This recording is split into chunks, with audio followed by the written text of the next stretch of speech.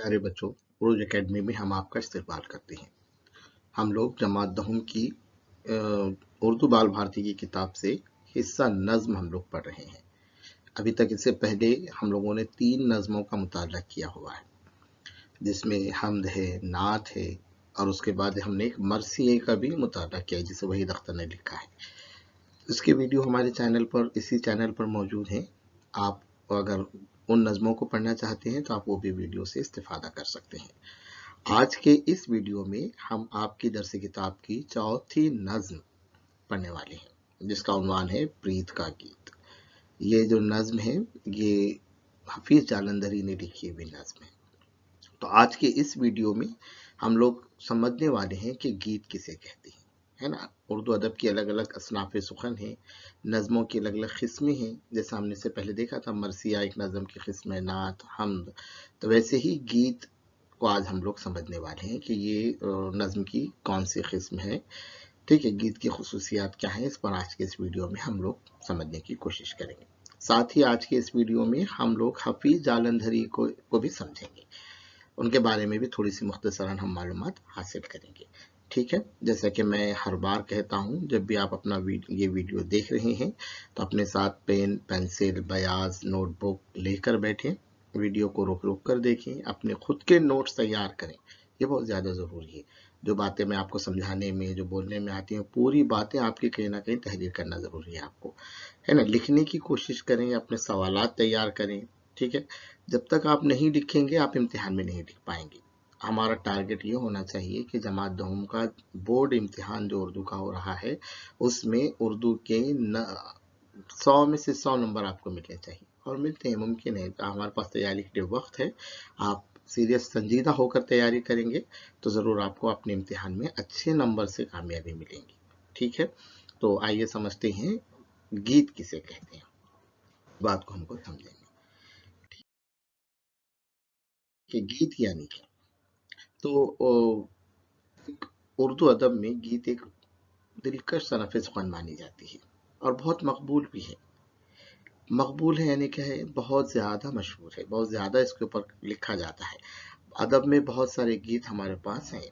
ठीक है, क्यों इतनी ये हो गई, क्यों इतनी मकबूल है, क्यों दिलकश सनफ़ ज़ुबान कहा जाता। तो वो गीत जो है बुनियादी तौर पर जज्बात और एहसासात की इजहार के लिए लिखी जाती है। ठीक है, जैसे मोहब्बत के जज्बात हैं, है ना, आपसी बाहमी मोहब्बत है, फितरत है, कुदरती मनाजिर की अक्कासी की जाती है गीतों में, या खुशी और गम की जो इंसानी कैफियत है, इनके लिए नज़्म, ये गीत लिखे जाते हैं। ठीक है, खासकर ऐसे भी कहा जाता है कि जो निस्वानी जज्बात होते हैं, यानी औरत को अल्लाह ताला ने एक नाजुक सिन्फ कहा जाता है, तो उनके अपने जज्बात की कैफियत को इजहार के लिए गीतों का सहारा लिया जाता है। तो शायर जब गीत के अंदर निस्वानी जज्बात का बयान भी करता है। ठीक है, इसके अलावा गीत जो है, गीत की ख़ास बात यह है कि गीत मौसीक़ियत से भरपूर होता है। मौसीक़ियत मतलब क्या है, गाने के लायक होते हैं। जैसे फिल्मी गीत आते हैं, आप देखो, लोग गुनगुनाते हैं उनको। ठीक है, गीत की ऐसी बनावट ऐसी होती है कि उसमें लय होती है, ज़बान उसकी नर्म और सादा होती है, तो गाने के काबिल होती है ना। शायरी के अंदर जो गीत है, उनके अंदर मौसीक़ियत भरपूर से लोग क्या करते हैं, गीतों को गुनगुनाते हैं। तो इसलिए गीतों का बहुत ज़्यादा चलन है। देखिए, कोई प्रोग्राम होते थे, शादी ब्याह के मौके पर गीत गाए जाते हैं, खेतों में फसल की कटाई होती, गीत गाए जाते हैं, है ना। औरतें जब पुराने ज़माने के अंदर अपने घरों में चक्कियों पर काम करती थी तो गीत गाए जाते थे। कोई भी काम में अपने आप को मसरूफ़ रखने के लिए गीतों का सहारा लिया जाता है। तो इसकी उसकी ज़बान क्या होती है, नर्म सादा ज़बान होती है, इसलिए गीत को अवामी शायरी का हिस्सा भी कहा जाता है। अवामी शायरी और हम आगे समझेंगे कि किसे कहते हैं।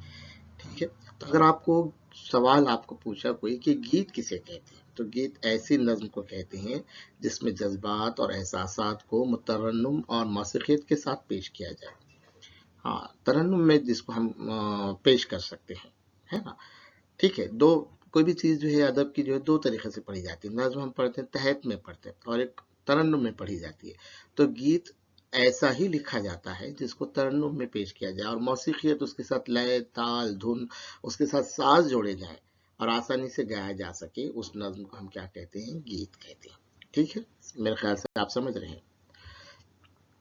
दूसरी बात आती है कि जैसे हर नज्म की अपनी एक साख्त है, एक अपनी बनावट है। जैसे हम लोगों ने मरसिए की बात की थी, उससे पहले हमने नात की बात की थी, तो ऐसे ही अब ये गीत जो है इसकी साख्त कैसी होती है इसको हम समझेंगे। तो गीतों के अंदर छोटे छोटे मिसरे होते हैं। शायर जब भी गीत लिखते हैं तो उसके मिसरे जो रहते हैं उसको छोटे छोटे करते हैं, ठीक है। एक रवानी होती है, जब आप पढ़ते हैं तो एक ही मौजू के साथ उसकी क्या होती बात होती। गीतों में लय होती है ना, एक धुन बनाई जाती है।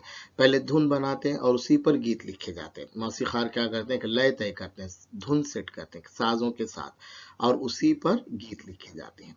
तो गीत की खास बात ये भी है, गीत की बनावट ऐसी है कि जिसे तरन्नुम से पढ़ा जा सके, ठीक है। गीत में अल्फाज की तकरार आती है, सनत तकरार हम लोगों ने पढ़ा, इससे पहले के वीडियो मैंने समझाया है। शायर क्या करता है कि कुछ अल्फाज या अल्फाज का मजमुआ अपनी नज्म में बार बार इस्तेमाल करता है, जिससे क्या होता है बात में असर पैदा होता, तो उसे हम तकरार कहते हैं। तो अल्फाज को बार बार इस्तेमाल करना, तो गीतों के अंदर अल्फाज की तकरार भी होती है, ठीक है।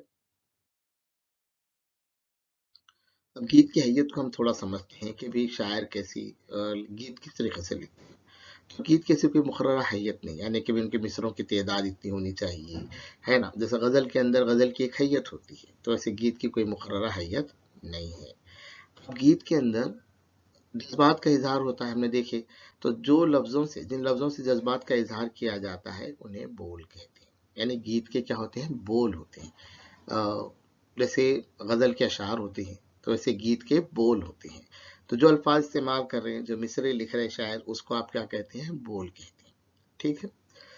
अब जो गीत के इब्तिदाई बोल होते हैं, अब गीत शुरू हो रहा है, यानी पहला मिसरा जिसको हम कह सकते हैं, उसको हम मुखड़ा कहते हैं। क्या कहते हैं ये याद रखना चाहिए, मुखड़ा कहते हैं। और शायर क्या कहता है, अभी जैसे मैंने बताया तकरार होती है, ठीक है। तो बोल और गीत की तकरार से काफियों को क्या किया जाता है दोहराया जाता है। शायर क्या करते हैं ऐसे काफी इस्तेमाल करते हैं, हम सौत अल्फाज इस्तेमाल करते हैं और जो गीत का जो मुखड़ा है उसके इस्तेमाल से काफियों को क्या किया जाता दोहराया जाता। गीत एक ही मौजू पर लिखा हुआ रहता, गीत का उन्वान एक ही होता है, लेकिन उसमें अलग अलग बात को जाहिर किया जाता है, इसलिए गीत के बंद होते हैं, है ना, अलग अलग बंद होते हैं। किसी गीत में 4 बंद रहेंगे, किसी में 2 बंद रहेंगे, ठीक है।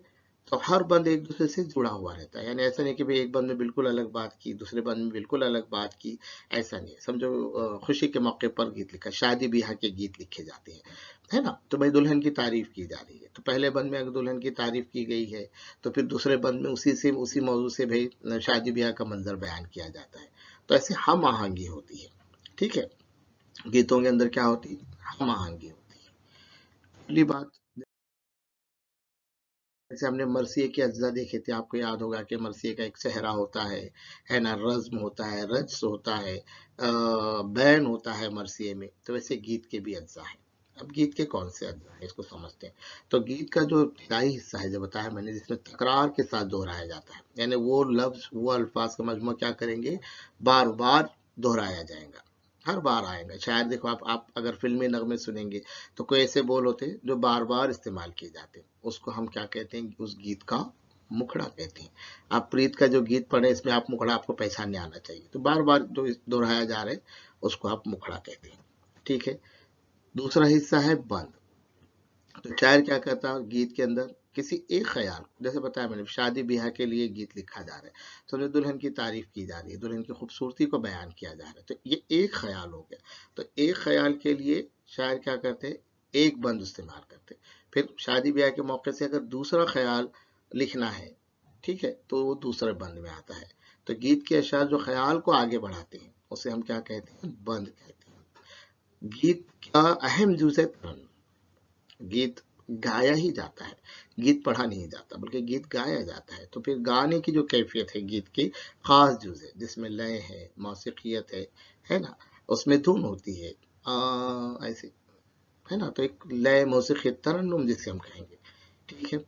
गीत का एक अहम जुज है जिसमें जज्बात और एहसासात का मौसर इजहार होता है, जिसे हम जज्बात निगारी कहते हैं। या शायर कोई भी मौके से, है ना, जो भी गीत लिख रहे, अब जैसे प्रीत का गीत लिखा हुआ है फिर जालंधरी में, तो इसमें जो जज्बात का इजहार है वो मनमोहक अंदाज से किया जाता है, मौसर अंदाज से किया जाता है कि जब कोई भी सुने या उसको गाए तो उस अपने अंदर क्या हो जाए डूब जाए उसके अंदर। तो जज्बात निगारी ऐसे की जाती है, ठीक है। گیت کی زبان کیسی ہوتی ہے؟ سادہ، آسان، سلیس، رواں ہوتی ہے نا؟ اکثر و بیشتر جو ہے اس میں ہندی الفاظ کا بھی استعمال کیا جاتا ہے، ٹھیک ہے؟ تو گیت کی کیا خصوصیات ہیں؟ تو یہ دیکھیے بار بار بات آ رہی، موسیقیت اور نغمگی ہوتی ہے، جذبات کی شدت، سادہ اہم فہم زبان، فطرت اور محبت کا بیان، یہ گیتوں کی خصوصیات ہیں۔ اور دل پر اثر کرنے والا انداز ہے نا، جیسے ابھی آپ اگر فلمی نغمے سنتے ہیں تو اگر آپ دیکھیں گے کہ بھارت کی اگر فلمی نغموں کی اگر روایت آپ دیکھیں گے تو محمد رفیع صاحب کے گائے ہوئے نغمے ہیں، لتا منگیشکر کے گائے ہوئے نغمے ہیں، تو یہ دل پر اثر انداز کرنے والے نغمے ہیں، گیت ہے۔ کیوں ایسے ہیں؟ کیونکہ اس کو اس انداز سے لکھا گیا ہے، اس انداز سے پیش کیا گیا ہے، ٹھیک ہے؟ تو یہ گیتوں کی خصوصیات ہے کہ گیت کیا ہوتا ہے، رہتی مطلب انسان کے دل پر بہت گہرا اور دیر پا اثر کرتی ہے، ٹھیک ہے؟ اب بھارت میں یا اردو ادب میں ایسے کون سے مشہور شعراء ہیں جنہوں نے گیتوں پر گیت لکھے ہیں، گیتوں پر طب آزمائی کی ہے؟ تو گیت کے لیے مشہور شاعر کا نام اگر ہم دیکھیں تو نذیر اکبر آبادی ہے، انہوں نے بہت سارے گیت لکھے ہیں۔ حافظ جالندھری جس کی ہم بات کر رہے ہیں ابھی، انہوں نے بھی گیت لکھے ہوئے ہیں، ہے نا؟ شاد عارفی ہیں، کیفی اعظمی ہیں، ابھی آپ دیکھیں گے کہ فلموں کے لیے کیفی اعظمی نے بہت سارے گیت لکھے ہیں، اختر شیرانی نے لکھے ہیں، ندا فاضلی نے بہت سارے گیت لکھے ہیں، ظفر گورکھپوری نے لکھے ہوئے ہیں۔ ان شاعروں کا آپ نام لکھ لو اور کم سے کم ان کا ایک ایک گیت آپ نے کیا کرنا چاہیے، پڑھنا چاہیے۔ بہت سارے گیت ہیں ان کے لکھے ہوئے، کم سے کم دیکھیے ایک ایک گیت آپ کیا کریے ان کا پڑھیے، ٹھیک ہے؟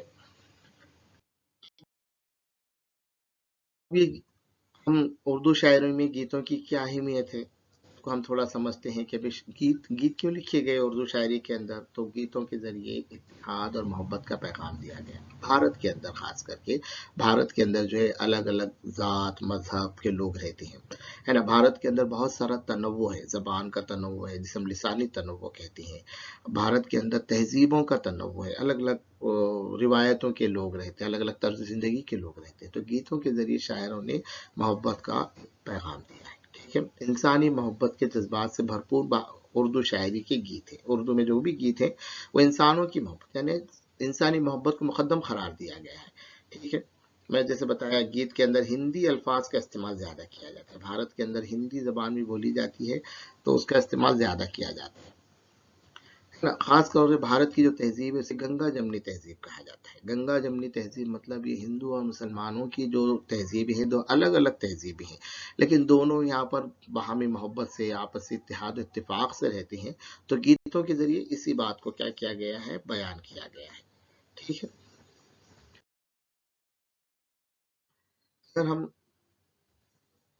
حفیظ جالندھری کو ہم سمجھیں گے، حفیظ جالندھری یہ ہیں جن کا گیت ہم لوگ پڑھنے والے ہیں، تو شاعر کو بھی سمجھنا بہت زیادہ ضروری ہے۔ حفیظ جالندھر پنجاب کے شہر جالندھر میں پیدا ہوئے، 14 جنوری 1900 کو کیا ہوئے، وہ پیدا ہوئے، بھارت میں جب تھے، بھارت جب 1947 سے پہلے بھارت ایک ہی تھا، ٹھیک ہے؟ آزادی کے بعد پاکستان ایک الگ ملک بنا، بعد میں حفیظ جالندھری پاکستان چلے گئے، لیکن ان کی پیدائش جو ہے 14 جنوری 1900 کو جالندھر میں ہوئی، جالندھر میں ہی انہوں نے تعلیم حاصل کی، ہے نا؟ ان کی کنیت تھی، کنیت یعنی جو نام گھر میں بولا جاتا ہے، ابو الاسر کہا جاتا تھا۔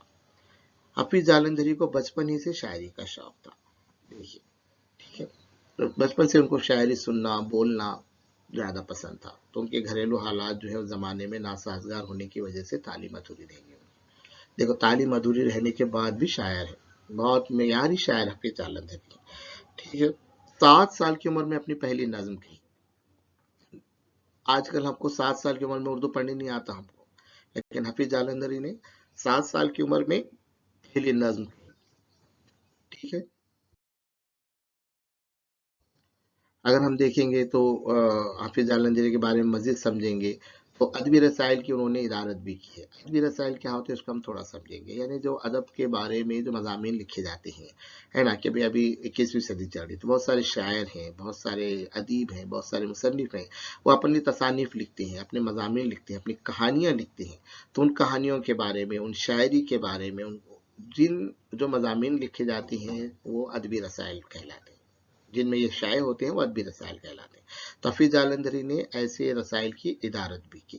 ادارت کرنا یعنی کیا کرنا؟ مدیر جسے ہم کہتے ہیں، اس رسالے کے مدیر یہ رہے، مطلب کیا سمجھو، میں نے کہ آپ ایک مضمون لکھا میں نے مثال کے طور پہ کہ 21ویں صدی میں اردو شاعری، इस उन्वान से समझो मैंने एक मजमून लिखा, तो मैं कहाँ भेजूंगा? वो रिसाले के मुदीर को भेजूंगा। रिसाले का मुदीर उसे पढ़ेंगे, उसकी हकीकत को समझेंगे, है ना भाई, ये कहीं से चुरा कर तो नहीं लिखा हुआ है, ये असली मजमून है क्या, अच्छा रिसाले में शाये करने लायक है क्या, ये सारी चीजें वो तय करने के बाद क्या करते, और रिसाले के अंदर शाये करते। तो ये मुदीर का काम होता है। तो हफीज जालंधरी ने ऐसे अदबी रसाइल की क्या की, इजारत भी। कौन से रसायल थे जिसपे हाफिज जालंधरी ने बहसत मुदीर काम किया? तो जमींदार, मखजन, नौनिहाल, ये 3 मशहूर रिसाले हैं जहां पर हाफिज जालंधरी ने क्या की, इदारत की।